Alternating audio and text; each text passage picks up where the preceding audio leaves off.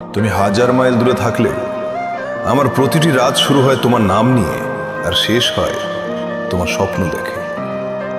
দূরত্ব শুধু আমাদের শরীরকে আলাদা করেছে, কিন্তু আমাদের আত্মা তো একই বাতাসে শ্বাস নেয়। আমি যখন রাতের আকাশের দিকে তাকাই, মনে হয় তুমিও ঠিক একই চাঁদের দিকে তাকিয়ে আছো। এই চাঁদই আমাদের মাঝে চিঠি পৌঁছে দেয়, এই তারারাই আমাদের কথা শোনে।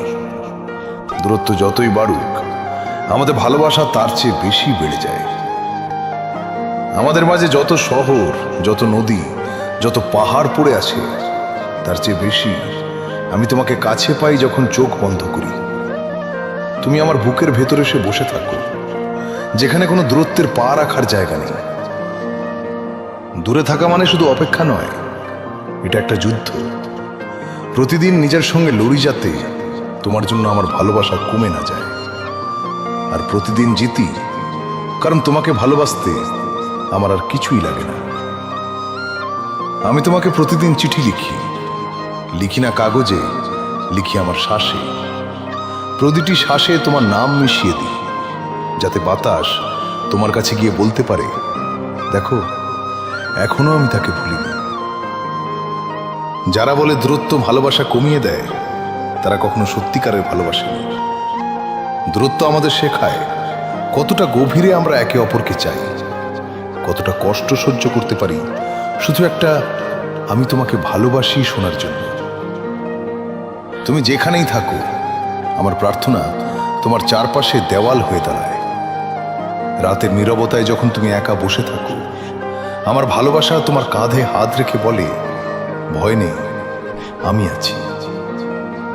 আমাদের মাঝে এত দূরত্ব যে মাঝে মাঝে মনে হয় আর দেখা হবে না, কিন্তু তারপরেও প্রতিটি সকালে উঠি একটা আশা নিয়ে। আজ হয়তো তোমার গল্প শোনা হবে, আজ হয়তো তোমার হাসি দেখতে পাবো।